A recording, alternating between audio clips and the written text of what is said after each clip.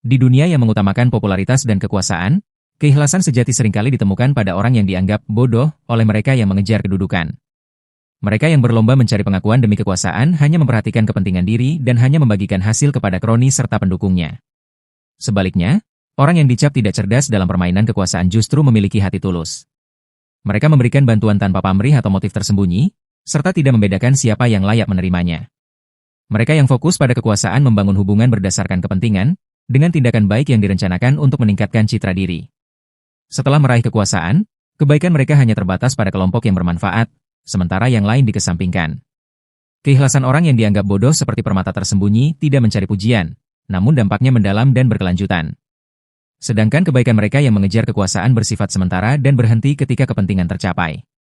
Pada akhirnya, keikhlasan sejati terletak pada niat hati tulus, bukan popularitas atau kekuasaan. Orang yang dianggap bodoh bisa jadi contoh kebaikan tanpa pamrih, sementara mereka yang mengejar kekuasaan perlu menyadari bahwa makna hidup ada pada kontribusi bagi orang lain.